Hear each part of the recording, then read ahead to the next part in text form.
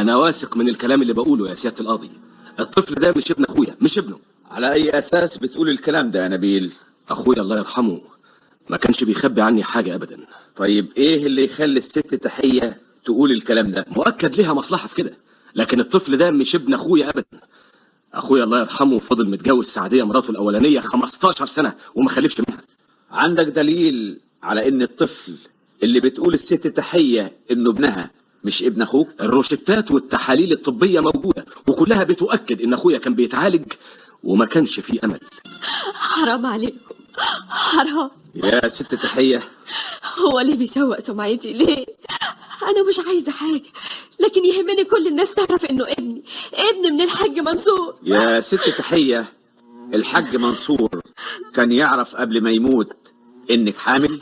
طبعا، وكان فرحان جدا كمان. طيب الشهادات الطبية دي رأيك فيها ايه؟ انا ما اعرفش في الطب، وكمان الشهادات والروشتات دي قديمه، والحاج الله يرحمه كان بيتعالج لما كان متجوز الست سعدية، يعني قبل ما يتجوزني بمده كبيره جدا.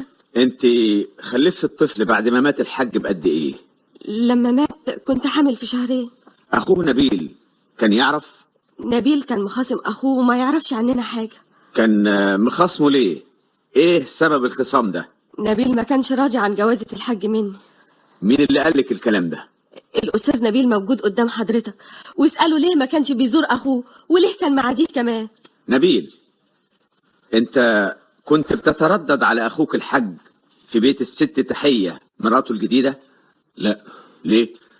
لأن بصراحة ما كنتش راضي عن تصرفه. ازاي يسيب مراته الأولانية بعد 15 سنة ويروح يتجوز واحدة تانية؟ ما سألتش أخوك ايه هدفه من الجواز ده؟ سألته طبعا. وكان رده ايه؟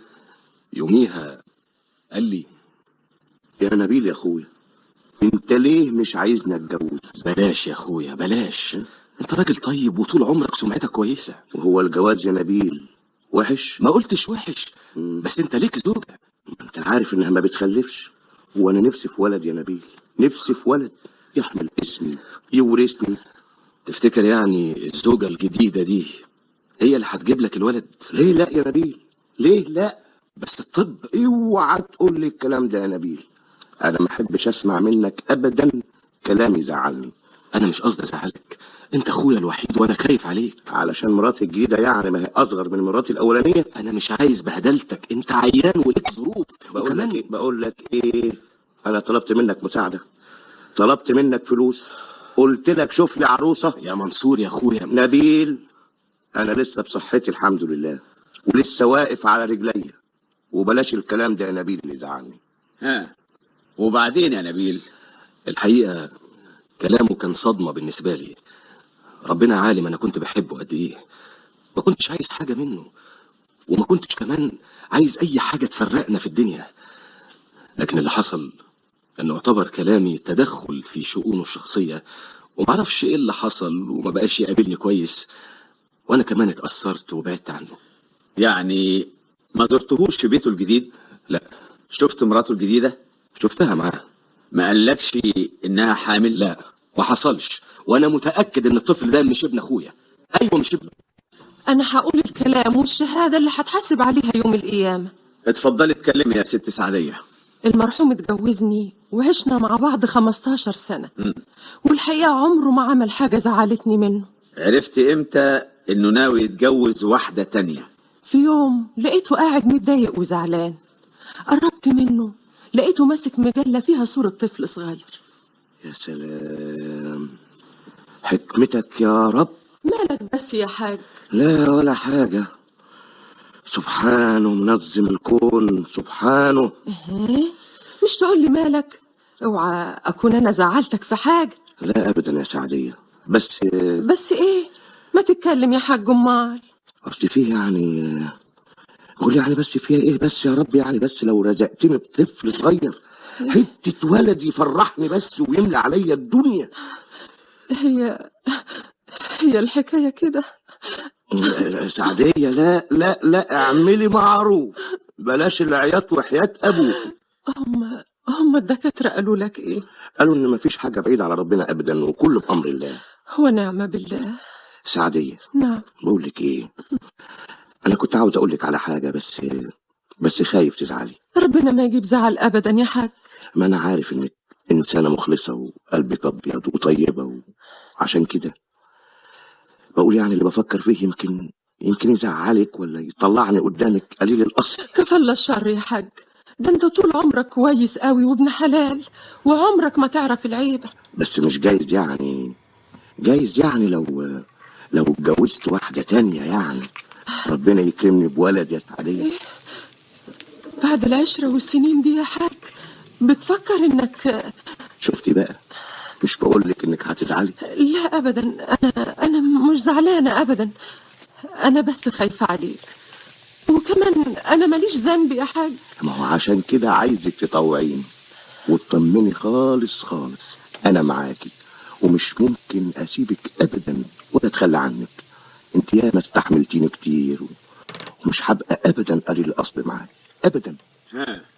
وبعدين يا سعدية؟ وعشان ما زعلوش وافقت انه يتجوز واحدة تانية واتجوز تحية. كنت تعرفيها؟ لا معرفهاش. وقعد معها قد ايه؟ حوالي 9 أشهر ومات. قال لك الحاج قبل ما يموت ان تحية حامل؟ في يوم كان تعبان وجالي وقال لي... سعدية. ايوه. يظهر يا سعدية ان ربنا مش رايد ان فرحتي تكمل يعني. ليه يا اخويا؟ خير. تحية حامل يا سعدية. ايه؟ حامل؟ ومالك اتخذت كده؟ لا ابدا مش قصدي، بس انا يا سعدية حاسس ان عمري قصير وكان نفسي ربنا يديني الصحة عشان اربي ابني. لكن انت عرفت امتى ان تحية حامل؟ تحية امبارح راحت للدكتور وجت تقول لي انها حامل. طيب يا حاج. على العموم ما تخافيش يا سعدية، ما تخافيش ابدا مهما حصل، وزي ما قلت لك مش هسيبك ابدا. يا سعدية. ايوه. انت شفت تحية وهي حامل؟ الحاج بنفسه الله يرحمه هو اللي قال لي. انت كنت بتزوري تحية؟ لا، كل واحدة مننا كانت عايشة في بيت لوحدها. شوف يا سيادة القاضي، الحاج منصور الله يرحمه ويبشبش الطوبة اللي تحت دماغه، كان راجل ولا كل الرجالة. ايوه، وكان خيره على الكل. خليك في الموضوع يا بشير. الله ربي، ما هو انا في الموضوع ذاته. انت كنت بتشتغل عند الحاج منصور؟ تمام، افارم على حضرة جنابك. صح. الست تحية قالت انها كانت لما بتروح للدكتور كانت بتاخدك معاها. ايوه، هنا بقى مربط الفرس. شوف يا سيادة القاضي، دي بقى كانت تعليمات الحاج منصور الله يرحمه ويبشبش الطوبة اللي تحت دماغه. ايوه، كان كل ما الست التحية تحب تروح مشوار مهم، هو يكون تعبان شوية ولا مزاجه كده ولا كده، يقوم يقول لي خد يا بشير مفاتيح العربية ووصل الست هانم المشوار الفلاني في المكان العلاني. كويس. كويس. انت كنت بتوديها عند الدكتور؟ ايوه حصل. تعرف اسم الدكتور ده؟ ايوه اسمه يا سعادة القاضي، اسمه يا بشير، اسمه ايه الله ربي، انا مالي، انا عبد المأمور. بشير تلع العربية نتلع العربية، فر كر سنة مرش نسوق العربية، حود يمين نحود يمين، اطلع على طول نطلع على طول، حود شمال لفت رايت لغاية ما نوصل في المكان. نقوم ست هانم تقول يا بشير وقف العربية، اقوم افرمل الترمبيل تقوم الست هانم تنزل. كنت بتطلع معاها عند الدكتور يا بشير؟ بعدين بقى في الكلام دي ونطلع معاها ليه يا سيادة القاضي؟ انا مالي. كانت الست بتروح للدكتور ليه يا بشير؟ اما غريب والله العظيم، هي الناس بيروحوا للدكتور ليه؟ يعني كنت تعرف انها حامل؟ ايوه نعرف. الحاج منصور الله يرحمه ويبشبش الطوبة اللي تحت دماغه هو اللي قال لي بنفسه.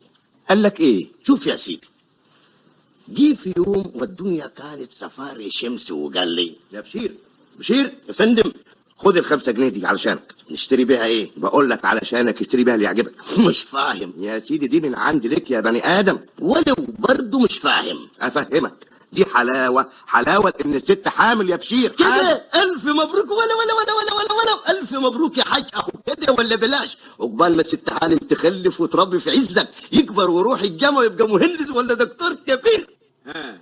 الكلام ده كان امتى يا بشير؟ لما الست راحت للدكتور وقالت له انت كنت تعرف ان الحاج منصور كان متجوز واحدة تانية؟ ابوك يا باشا طبعا نعرف. كنت بتزور مراته الاولانيه يا بشير؟ الله ربي، ودي عايزه كلام. اصلا يا سياده القاضي كنت بالنسبه للحاج منصور الله يرحمه ويبشبش الطوبه اللي تحت دماغه راجل مهم. ليه بقى؟ لانه كان بيعتبرني المدير المسؤول عن المنزل، وكنت بنشتري لوازم البيت للست الاولانيه وكمان للست الثانيه. الله، امال انا كان لازمتي ايه؟ الست سعديه مراته الاولانيه ما قالتلكش حاجه؟ حاجه بخصوص ايه؟ حاجه بخصوص الحمل؟ لا يا سيادة القاضي، لأن ست سعدية بيني وبينك وكلام في سرك كانت زعلانة حبتين، وعلشان كده سكتم بكتم ما كلمتش. كلام فارغ. انا متاكد ان الطفل ده مش ابن اخويا. مع الأسف الموقف مش في صالحك. ازاي؟ تقارير الطب والتحاليل كلها اثبتت ان اخويا. الروشتات والتحاليل قديمة بقالها أكتر من 3 سنين من أيام ما كان مع مراته الأولانية. تفتكر يعني المحكمه مش هتاخد بيها؟ واضح للمحكمة إن أخوك كان مستمر في العلاج، وطبعا المحكمة مش هتعتمد على التحاليل القديمة. بس انا مش مقتنع بكل اللي اتقال في المحكمه. قصدك إيه؟ شهاده بشير مثلا، ايه الدليل على انها كانت حامل؟ مش جايز هي عملت الحكايه دي؟ إزاي بس؟ إزاي؟ بشير قال انه ما كانش بيطلع معاها عند الدكتور، لكن كان بيروح معاه. وده مش دليل كافي انها كانت حامل. وشهادة مراته الأولانية شهادة سعدية. انا مندهش ازاي الست سعديه تقول الكلام ده؟ ازاي؟ القضية مؤجلة للحكم، وأنا شخصيا مش متفائل أبدا. لعبه وعملوها مع بعض علشان يورثوا اخويا. إزاي نثبت إنها ما كانتش حامل؟ إزاي؟ لكن هي بالطريقه دي هتورث كل اموال اخويا. الزوجة الأولانية والتانية لهم التمن، والطفل ليه الباقي. وانا اللي وقفت مع اخويا، انا اللي عملت المستحيل. ده كان عيان وياما تعبت معاه. القانون واضح. الطفل ده مش ابن اخويا. أستاذ نبيل لو سمحت، أنت بتقول الكلام ده عشان مش هتورث. ازاي يا استاذ تقول الكلام ده؟ مش ممكن. بقى انا معقول يعني اسوق سمعتهم علشان الفلوس؟ لا، لكن لازم كل واحد ياخد حقه. يبقى الأمل قدامنا في وجود الطبيب اللي كان بيعالجها. ما احنا سألنا عليه واتضح انه مسافر بره. لو الدكتور ده رجع في الوقت المناسب هيقول لنا الحقيقة. طيب الدكتور اللي ولدها، مش سمعت بنفسك في المحكمة وهي بتقول إنها ولدت في البيت؟ ولدت لوحدها يعني؟ جابت حكيمة. طب فين هي الحكيمة؟ والحكيمة مصلحتها مؤامرة ومدبرينها كلهم مع بعض. مش عارف أقول لك إيه، لكن معقول كلهم بيكذبوا؟ معقول؟ أيوة، أهلا وسهلا. أهلا، اتفضل يا أستاذ نبيل. مدام سعدية، أيوة، تسمحي لي أتكلم مع حضرتك شوية؟ تحت أمرك يا أستاذ نبيل، اتفضل. يا ست سعدية، الكلام اللي قلتيه في المحكمة ده كلام إيه؟ يا ست سعدية، أنا مش طمعان في حاجة، أنا بدور على الحقيقة وبس. أنا عمري ما كدبت يا أستاذ نبيل. ده أنا وقفت معاكي ضد رغبة أخويا في الجوازة التانية، ده أنا زعلت معاه علشانك. عارفة، بس أنا ما قلتش إلا الحقيقة. حقيقة إيه؟ إزاي ممكن تصدقي تحية؟ دي ليها مصلحة علشان تورث كل المال هي والطفل اللي بتقول وتدعي إنه ابنها. ما هو أنا مش معقول كمان أقول كلام زور يا أستاذ نبيل. أنا ما طلبتش منك تشهدي زور، بس أنت عارفة ظروف أخويا الحاج. طيب يعني عايز مني إيه يا أستاذ نبيل؟ أنت رحت معاها للدكتور؟ وهو أنا كنت بتصل بيها؟ طب منين تعرفي إنها كانت فعلا حامل؟ من أخوك الحاج الله يرحمه. ضحكوا عليه. أيوة، ضحكوا عليه. ربنا بقى هو اللي عالم بالحقيقة يا أستاذ نبيل. وأنا مش هسكت ولازم هعرف الحقيقة مهما حصل. هي يا أستاذ نبيل، أخبارك إيه؟ ولا حاجة. عندك أنت أخبار؟ قابلت سعدية؟ مع الأسف ما قالتش حاجة مهمة، وواضح إنها مش صادقة في كلامها. شيء غريب، فعلا شيء غريب. إزاي سعدية تشهد لمصلحة تحية؟ إزاي؟ والشهادة دي مهمة جدا، لأن المحكمة هتراعي إنها ضرتها وخدت منها جوزها وتشهد لمصلحتها. إيه السر اللي بينهم؟ إيه السر؟ صباح الخير. انت ايه اللي جابك؟ مالك خايفة كده؟ ايه، مش عايزة تشوفيني ولا ايه؟ كامل، بلاش التصرفات اللي تودينا في مشاكل. مشاكل ليه بس؟ المحكمة لسه ما حكمتش في القضية. انا حضرت الجلسة وخلاص، اعتبري نفسك ورثتي كل حاجة. خليك عاقل وابعد اليومين دول. انا هتجوزك يا تحية، ولا ولا رجعت في كلامك؟ يا حبيبي أنا معاك وهتتجوزني، بس استنى شوية لما المحكمة تصدر حكمها وتنتهي المشكلة. اشتقت لك يا تحية.